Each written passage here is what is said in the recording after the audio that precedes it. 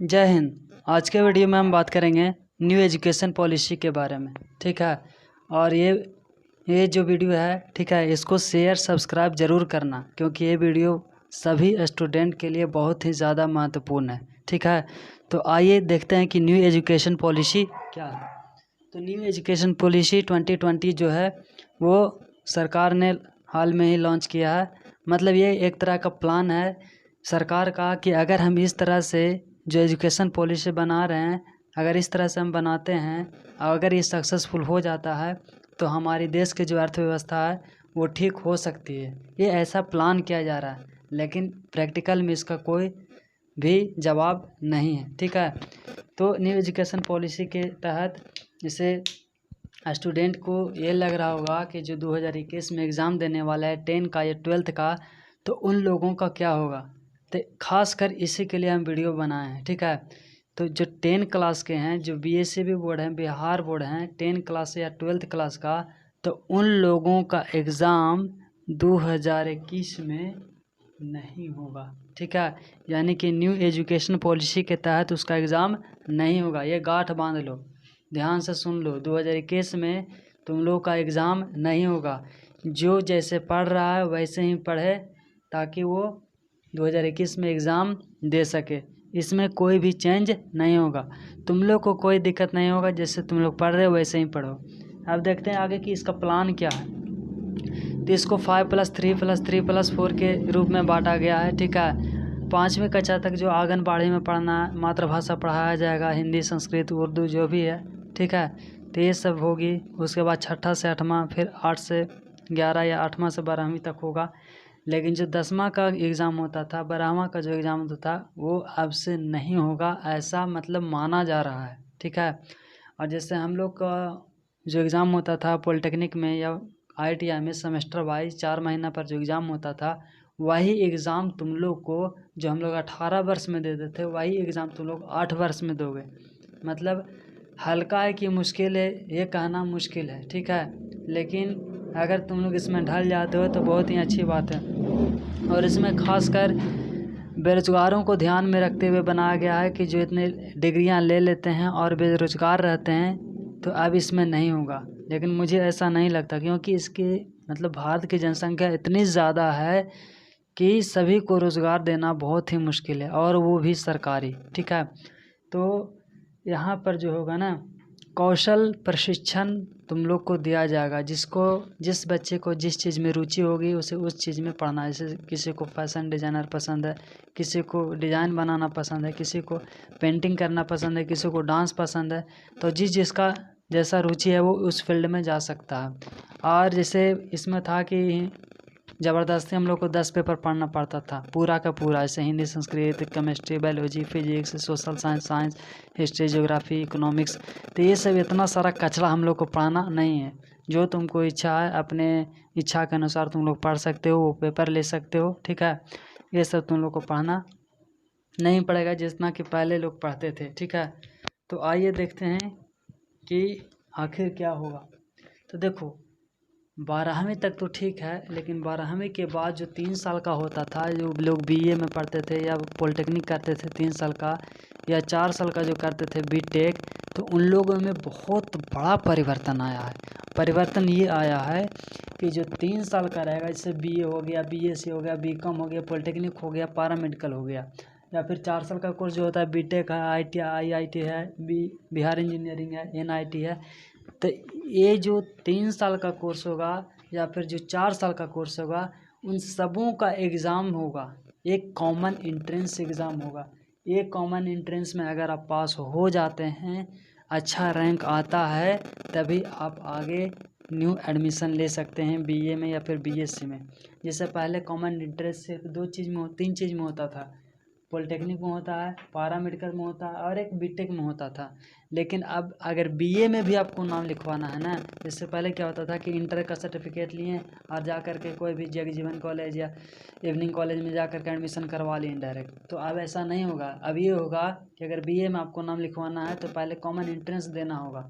ठीक है, उसके बाद ही अगर आपको अच्छा रैंक होगा तो अच्छा कॉलेज में एडमिशन मिलेगा, अन्यथा नहीं मिलेगा। और ऐसा न्यूज़ में सुनने में आ रहा है कि जो 3 साल का कोर्स करेगा उसको आगे की पढ़ाई रोक दी जाएगी, मतलब आगे वो पढ़ाई नहीं कर सकता है, लेकिन जो 4 साल का कोर्स करेगा वो आगे पढ़ सकता है। ठीक है, तो ये बहुत ही बुरी खबर है। ठीक है, अब आइए देखते हैं, ये तो समझ गए कि क्या होगा क्या नहीं होगा। आगे देखते हैं कोरोना काल जो कि 20 मार्च 2020 से बंद हुआ है और फिलहाल अभी तक बंद है। और जैसे कि सरकार हम लोग को बेवकूफ़ बना रही, जनता को बेवकूफ़ बना रही, और इसमें खासकर लोग जो है ना, जनता लोग बेवकूफ़ बना रहे हैं और पढ़े लिखे लोग तो और बेवकूफ़ बन रहे हैं। ठीक है, इसलिए कि पहले 21 दिन का लॉकडाउन लगा, फिर लॉकडाउन 2, 3, 4, 5, 6, इस तरह से लॉकडाउन बढ़ता गया और बच्चों को ये लगा कि अब स्कूल खुल जाएगा, लेकिन अभी तक खुला नहीं। ठीक है, और इसमें खासकर ज़्यादा महामारी जो हो रही है वो किसान लोगों की हो रही है। बेचारा कहाँ से सब्जी है ना उपजाएंगे, बेचेंगे नहीं तो उसको पैसा कहाँ से होगा, इनकम कहाँ से होगा, कहाँ से घर चलाएंगे। तो ये सब बहुत सारी समस्याएं हैं। ठीक है, तो ये सब जानबूझकर किया जा रहा है। ठीक है, ये महामारी नहीं है, ये महामारी का मतलब एक समझो तो एक बहाना है, लेकिन इसके अंदर षड्यंत्र कुछ और चल रहा है। ठीक है, तो देखो पहले बताया कि 31 जुलाई तक बंद रहेगी। ठीक है, तो क्या 31 जुलाई के बाद कोरोना ख़त्म हो जाएगा? नहीं होगा ख़त्म।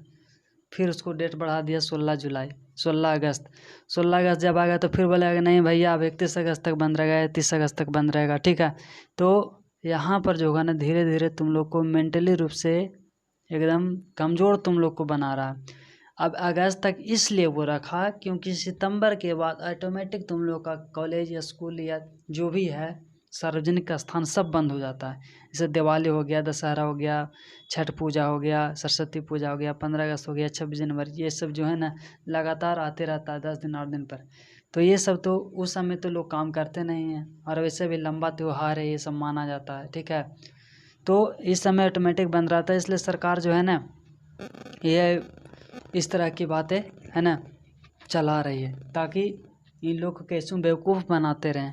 ठीक है, आइए अब देखते हैं कि दिल्ली की क्या हालचाल है। क्यों हम फोर्स करते हैं, तुम लोग को बोलते हैं बाबू रे इस बार जो है ना ITI भरो, पॉलिटेक्निक नहीं भरो। इसमें बहुत बड़ा संघर्ष करना पड़ता है, लेकिन ITI में उतना नहीं करना पड़ता है। पॉलिटेक्निक के मुकाबले ITI में तुम लोग को 20% ही सहज मुश्किल करना पड़ता है, लेकिन अगर पॉलिटेक्निक में जाओगे तो 100% करना पड़ेगा। देखिए इसमें क्या एडवांटेज है जो हम इतना तुम लोग को फोर्स करते हैं। देखो दिल्ली की सरकार कौन है ना, दिल्ली सरकार CM है अरविंद केजरीवाल। अगर वैसा CM अगर बिहार में होना तो बिहार एकदम चकाचक हो जाएगा। मेरे जैसा सोच वाले अगर रहे ना तो एकदम चकाचक हो जाएगा, लेकिन ऐसा है नहीं, पैदा नहीं लिया है आज तक बिहार। ठीक है, टैलेंटेड है मानता हूँ, लेकिन वैसा करने वाला कोई नेता आज तक पैदा नहीं हुआ। आइए देखते हैं, तुम लोग को ITI करना है, ITI एंट्रेंस एग्ज़ाम भरना है, और उसमें भी चूज़ करना 2 ब्रांच, इलेक्ट्रिशियन और इलेक्ट्रॉनिक्स, क्योंकि इन दोनों का जो वैकेंसी मेट्रो में जो निकलता है वो लगभग 500-600 सीट निकलता है एक बार में। ठीक है, तो ये दोनों ब्रांच लेना। ठीक है, DMRC में, और उसका जो स्टार्टिंग है ITI का बाबू ना वो 40,000 है। अब अंतिम जो है ना वो सोच भी नहीं सकते हो, अंतिम जो है वो 80,000 तक है। ठीक है, 80,000 सोच लो कितना है, वो भी ITI 2 साल का डिग्री, 2 साल का ISC करते हो, क्या मिलता है? कुछ नहीं मिलता है, बाबा जी का ठुल्लू। यहाँ देखो 40,000 तो मिलता ही है, प्लस में अदर अलावेंस मिलता है, जैसे तुमको मोबाइल रिचार्ज करना है, बिजली बिल देना है, TV रिचार्ज करना है। ठीक है, तो इन सब अदर अलावेंस मिला करके तुमको और भी एक्स्ट्रा मिलता है। प्लस में इसमें एक खासियत और बात क्या है कि सैटरडे और संडे छुट्टी मिलती है तुम लोग को, 5 दिन ड्यूटी और 2 दिन छुट्टी। तो कितनी बढ़िया जॉब है, बिहार पुलिस में करो ना समझ में आ जाएगा। ठीक है, उसके बाद अगर कोई तुमको छुट्टी मिलता है, जैसे दशहरा मान लीजिए कि 5 दिन छुट्टी मिला, दिवाली में मान लीजिए कि 3 दिन छुट्टी मिला, 8 दिन, मान लीजिए छठ में 2 दिन छुट्टी मिला तो कितना हो गया, 10 दिन हो गया।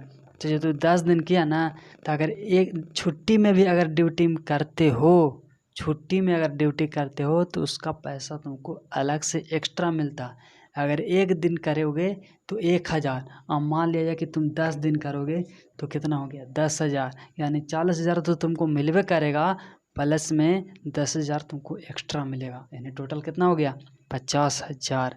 अब सोचो ऐसा बिहार पुलिस में होता है, बैंक में होता है, मास्टर में होता है, ये सब में नहीं होता है, लेकिन इसमें तुमको देगा Delhi metro railway corporation limited.